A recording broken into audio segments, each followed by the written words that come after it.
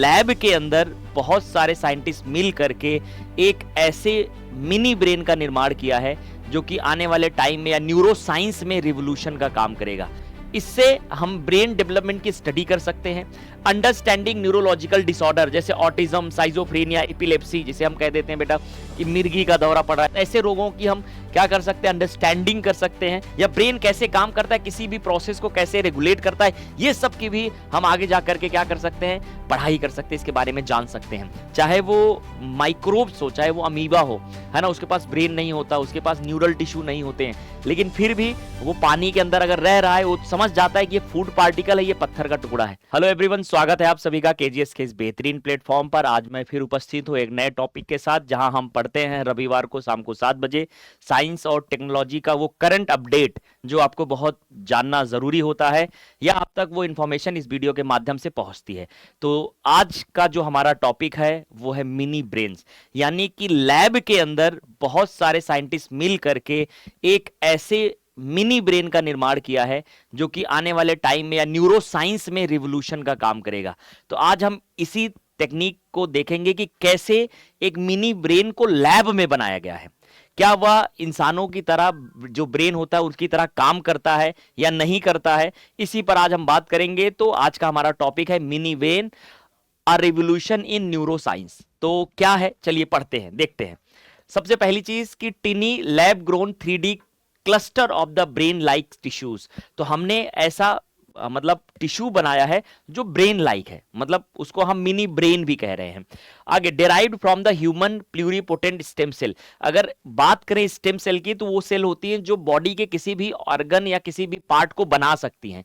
तो जैसे हमारे एम्ब्रियोनिक लाइफ में स्टेम सेल होती हैं, तो जब एम्ब्रियोनिक लाइफ या जाइगोट के बाद की जो स्टेज आती है, जाइगोट में जो स्टेज आती है उसके बाद, तो वहां पे जो स्टेम सेल होती है वो पूरी बॉडी का निर्माण करती हैं। तो वहीं से कुछ सेल निकाल करके हमने लैब के अंदर ब्रेन का निर्माण किया है।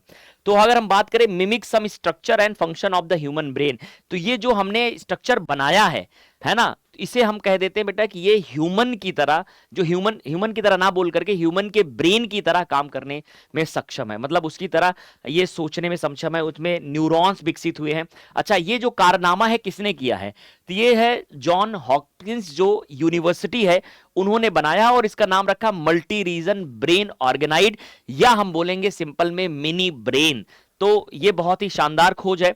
आइए और जानते हैं क्या क्या इसके इफेक्ट हो सकते हैं, कैसे बनाया गया है, how mini brains are made. तो हमने पहले स्टेम सेल को कलेक्ट किया, फिर उसको हमने कल्चर किया स्पेशल 3D न्यूट्रिएंट मीडियम में, फिर सेल डिफरेंशिएट हुई इनटू न्यूरॉन एंड न्यूरोग्लियल। आपको पता है कि न्यूरल टिश्यूज जो होते हैं 2 सेल से मिलकर बने होते हैं, न्यूरोग्लियल सेल और neuron cell. Neuron cell main cell होती हैं, न्यूरोग्लियल सेल उनके असिस्टेंट होते हैं, मतलब उनको सपोर्ट देते हैं, प्रोटेक्शन देते हैं। आगे इसकी वजह से क्या हुआ, इनके जुड़ने की वजह से organoid structure that resemble early human brain. तो मतलब एक ऐसा स्ट्रक्चर बना जो ह्यूमन ब्रेन का मतलब अर्ली स्टेज जैसी होती है, उस तरीके का स्ट्रक्चर हमने प्राप्त किया। आगे बात करते हैं कि फीचर्स ऑफ मिनी ब्रेन क्या है। साइज कुछ मिलीमीटर की है, न्यूरॉन्स एंड सपोर्ट सेल मतलब न्यूरोग्लियल सेल होती हैं इनमें। So electrical activity like brain signal, तो मतलब इसके अंदर इलेक्ट्रिकल एक्टिविटी हो चल रही थी।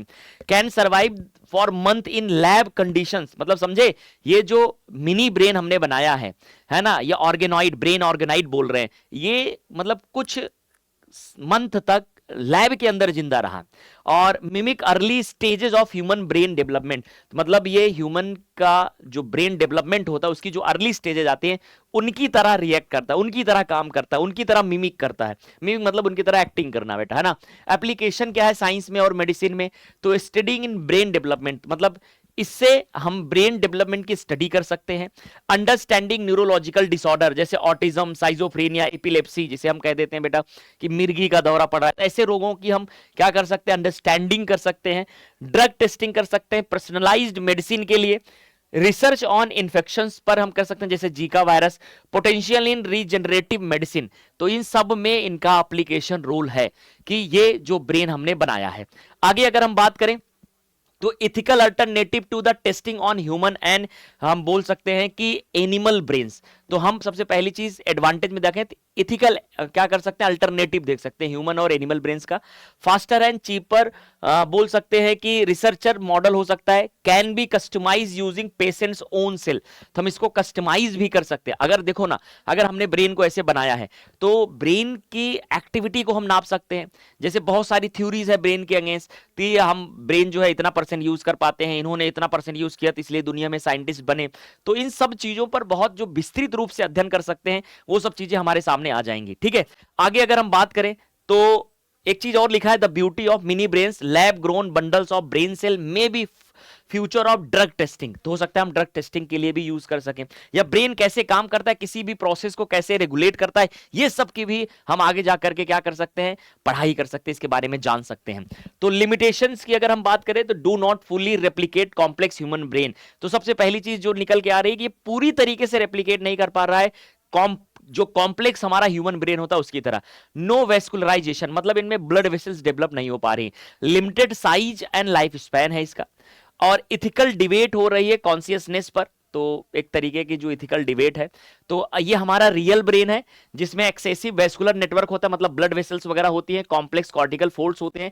ये हमारा ऑर्गेनॉइड है जो हमने बनाया है। सिंप्लीफाइड न्यूरल लेयर है, लिमिटेड वेस्कुलराइजेशन है, या मतलब बोलें कि इनमें ब्लड वेसल्स जो है वो बहुत ही मतलब पुअरली डेवलप्ड है या बहुत अच्छे से डेवलप नहीं है।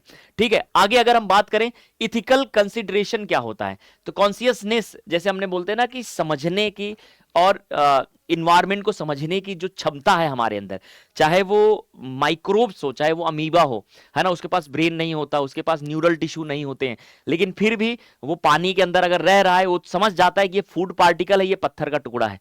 उसके अंदर ये नेचर ने क्रिएटिविटी दी है कि वो उसको पहचान सकता है। ठीक है, तो ये कॉन्शियसनेस जो है वो हर एक ऑर्गेनिज्म में पाई जाती है। तो do mini brain possess any form of consciousness, the current consciousness is no but it is an ongoing debate। मतलब अभी इसके पास कॉन्शियसनेस नहीं है, लेकिन हो सकता है समय के साथ इसमें कॉन्शियसनेस आ जाए, ये अभी डिबेट का विषय है। आगे बात करें ह्यूमन एनिमल चिमेराज जो होता है, ये भी एक तरीके की बोल सकते हैं the ethical implication on integrating human brain organoid into the animal models. Inform consent जो होता है, form patient derived organoid ensuring proper consent and data privacy. Regulation की बात करें, the need for clear guidelines and regulation as they technology advance. तो मतलब हम बोल सकते हैं कि ये इथिकल इश्यूज आ सकते हैं हमारे सामने कि ये जो ब्रेन बना है कि इसका कॉन्शियसनेस है कि नहीं है, ह्यूमन एनिमल चिमेरास हो रहा है कि नहीं हो रहा है, इन्फॉर्म कंसेंट हो रहा है कि नहीं हो रहा है, रेगुलेशन कैसे हो रहा है, ये सब सारी चीजें आ सकती है। तो ओवरऑल हमारे इस वीडियो में यही इतना था कि जो जॉन हॉपकिंस यूनिवर्सिटी है उन्होंने एक ऐसे मिनी ब्रेन का निर्माण किया है जो मिमिक कर रहा है थोड़े बहुत अर्ली स्टेज ऑफ डेवलपमेंट के ह्यूमन ब्रेन का, है ना।